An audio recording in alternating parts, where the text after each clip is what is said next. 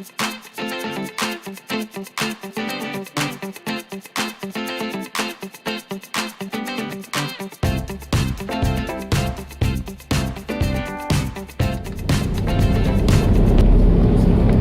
good morning, everybody. This is DearMamaSal, and it is Monday morning. A very nice 6 degrees. 42. So 6 degrees in Canada, and for those of you who join in the morning test to see whether you can convert now from centigrade to Fahrenheit, I know some of you actually quite enjoy that little test every morning, so that's why I keep it in there. So I'd like to call this the Good News Monday. And I say Good News Monday because, number one, I have really good news to report on my friend that I had to exercise some pretty tough love on about a week ago. I'm very pleased to report that she, funny enough, said that she listened to one of the vlogs and realized that she needed to shake her head a little and change her thinking.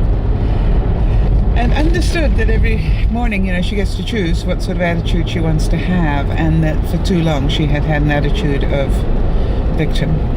And so I was very, very proud of her, and we know it's a daily struggle, and each of us do get the choice every day to decide, regardless of what's going on in our lives, how we choose to see it. And we've got incredible viewers who suffer with all sorts of things that really demonstrate that time and time again. And I think the comment was made sometime over the weekend, which is, when I listen to some of the stories of the people who talk to you, what do I have to complain about? So I'm just very, very proud of her. She's making big strides forward to now get a job even, and to not let her past depression rule her anymore, and that she's going to really fight for her right to live the rest of her life independently as she wants to, and as joyfully as she wants to. So that really was very good news to hear. And I really do want to say that sometimes it is very, very difficult to exercise tough love on people that you care about, and your fear is you will lose them forever. I'd like to suggest that sometimes if we don't exercise that tough love, we may lose them forever in a different way. And it's just like sometimes it's important for people to see the realities. So, a weekend of very interesting broadcasts, and as normal, I actually do find that the broadcasts are very interesting. And we met two new people this weekend, both of them who came to us via Benji and Judy in some way, I believe, and so forever grateful to Benji and Judy for the fact that they have viewers, and that they have vlogs that occasionally I pop up in, because obviously this is important stuff. And the first person we met was a viewer who incredibly shows and demonstrates, I think, true love. She was telling us that she had been married, and she has a 15-year-old daughter, and that she and her husband had split up. I'm not quite sure how long ago they split up, but they did split up, and they were no longer married, and she had moved on and had a new boyfriend. And then she found out her ex-husband had cancer.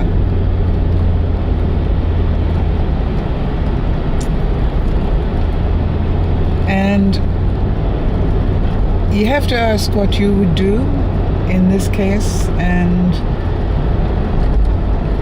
then you hear what this viewer did. This viewer took her husband in and looked after him in the early stages, and then as the stages progressed, she gave up work so she could nurture him.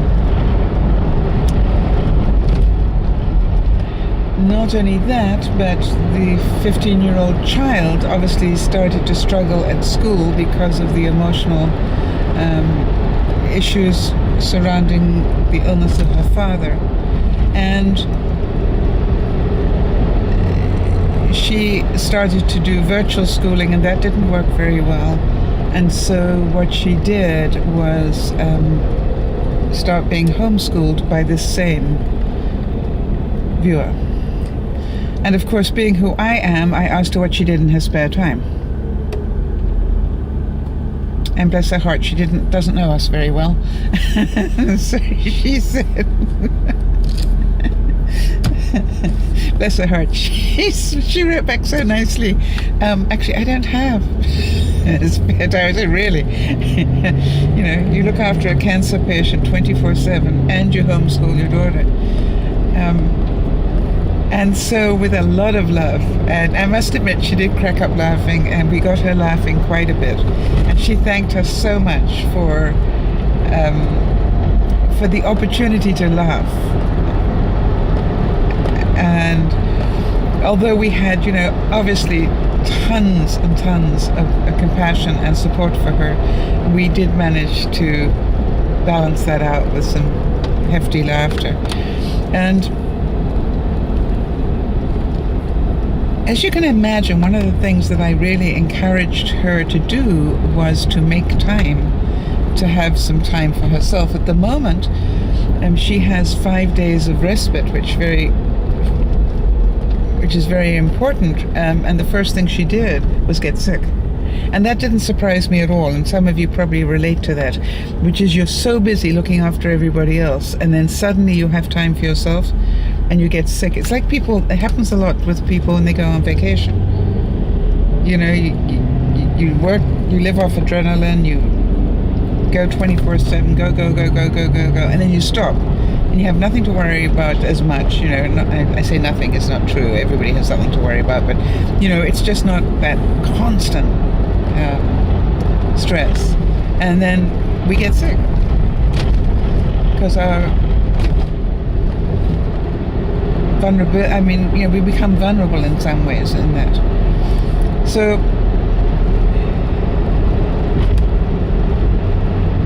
I want to tell you what an honor it was to meet this viewer.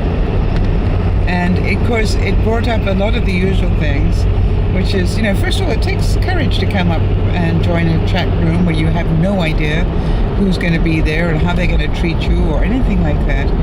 And I think she was a little stunned with the level of care and humor, maybe, that we mix in.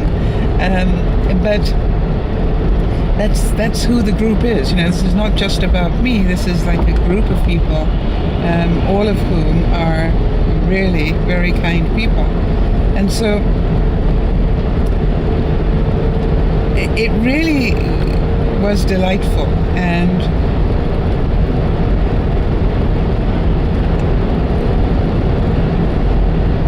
my main concern was initially with the daughter, because if the daughter is struggling to that degree, you know, there needs to be some control of what the daughter is doing with her schoolwork.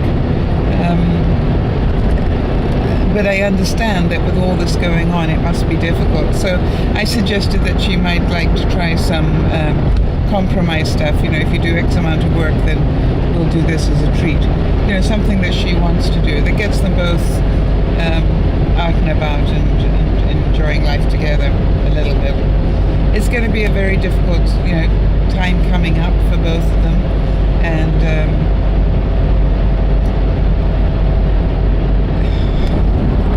they can only do the best they can to make life tolerable, I guess. We were also really pleased to see Roseanne. We haven't seen her for a few weeks, so a few months actually. And so when I say we haven't seen her, she's popped in and out, but we haven't actually seen her enough to have a conversation with her, and we did. And we not only got to have a conversation with her, we got to make her laugh. And I want to tell you something. When she smiles, that is the most beautiful smile, and it's just delightful to see. So that was very rewarding, and thank you so much. It was so cute because she was saying that she'd just broken up in a relationship, and she was obviously very upset about it. And I thanked her for coming to us, and sharing that with us. And bless her heart, she said, "Where else would I go?" Wow. I thought that was really beautiful, that she knew the one place she'd get support would be with us. So really great stuff. And again, we had another viewer who chimed in yesterday,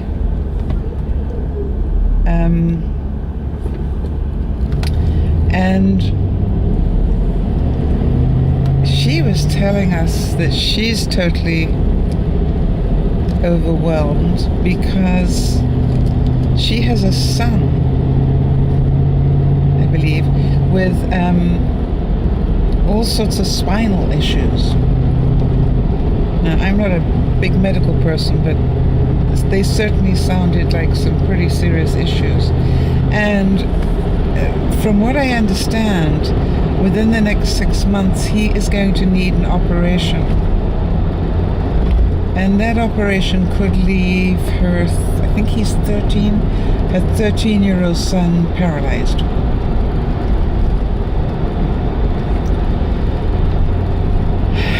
So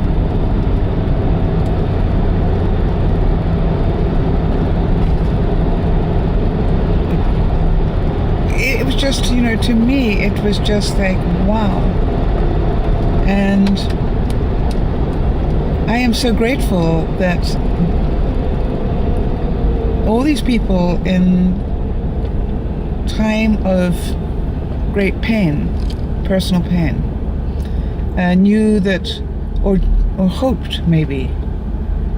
I mean, I know Roseanne knew that we would give her support, but it was really wonderful that people that didn't know us came.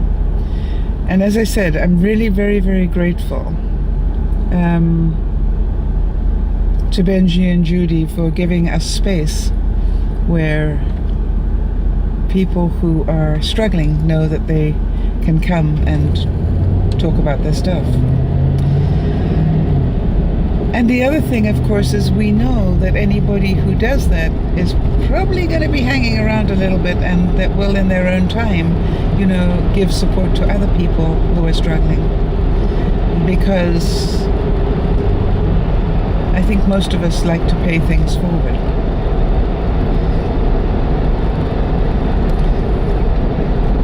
I wanted to tell you something that I spoke to Robin about. You will remember Robin. She is our viewer with Lyme disease, and if you don't know what that is, Lyme, Lyme disease. And if you remember, it severely affected her teeth and her health generally. She is in very poor health generally, and yet has an incredible attitude. And I was the first to offer the lady with the son extra prayers.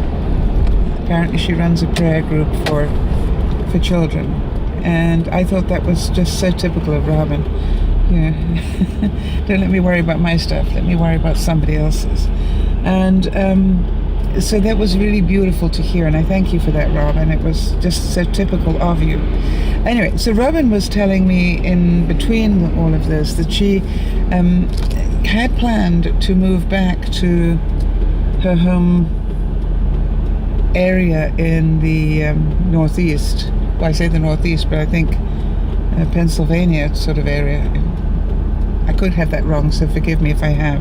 But in other words, she's in the south somewhere, and she was thinking about moving back. And she'd already got a house that she could go to, and all sorts of things. And so she was all geared up, packing and doing everything ready to go. And then found out that there's a possibility that she could maybe stay where she is and change her mortgage package in a way that would significantly give her more money in her pocket. And that is a very important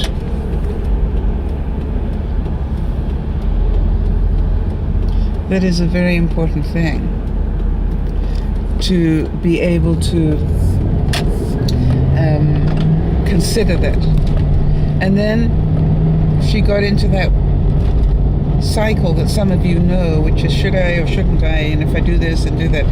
And what I did was I taught her what's called the Ben Franklin way of sorting out your problems, which is you take a piece of paper, you put a line down the middle of it, and then you put all the good reasons for moving, for example, on the one side, and all the not so good reasons on the other. And that is basically how the system works. However, I have found that sometimes just the pure volume of pros versus cons is not telling the true story. For example, in talking to Robin, what I found out was that she quite likes the weather in the south. And she doesn't necessarily like the white fluffy stuff and the cold. Well, you've got to weight that a bit more heavily than just a 1, all right? So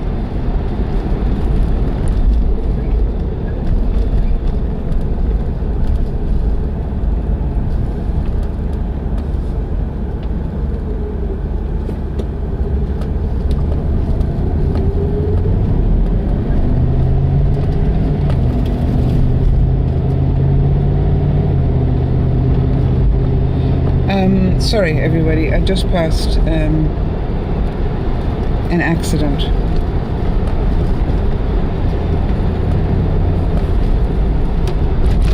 Luckily nobody appears to have been badly hurt, but the sad thing was it was a older lady. I would say she was probably in her late 70s, quite honestly, by the look of her, and she connected with a car. Looks like she came out of a side street and turned and didn't judge the distance well, and just hit the car that was coming along.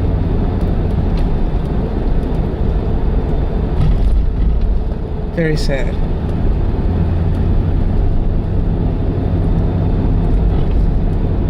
Very sad indeed.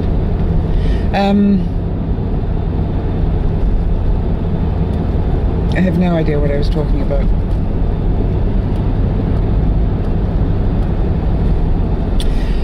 Okay, be grateful. I'm going back to be grateful because that's the major feeling I get. So, oh yes, we were talking about Robin, and so you can have one thing that maybe only has 4 good things on the one side, or maybe has 10 good things on the one side and only 4 bad things. But if you start taking each one of those and say, on a scale of 1 to 10, how important is this to me? For example, how important is weather? Now, I would have thought that weather to me was really important all the years I lived in Africa, because I loved the sun. And yet now I look at it and I go, I live in BC, not known for its brilliant weather. But we do have, very nice weather most of the time. And it's mild weather. We get lots of rain, sure. But as you know, we don't get much snow. When we do, it's, quite an event for us. That foot we had was like, wow, I haven't had that for a long time. And so you've got to sort of say, well, how important is weather? Now, for example, for my brother, who's a sportsman, weather is really important, right? Because he's a sports person and he loves to be outside playing sports, and, he's in his, how old must he be? He's in his 70s. No, he's not. He's about to go into his 70s. He's still playing sports, still playing competitive sports, tennis and stuff like that.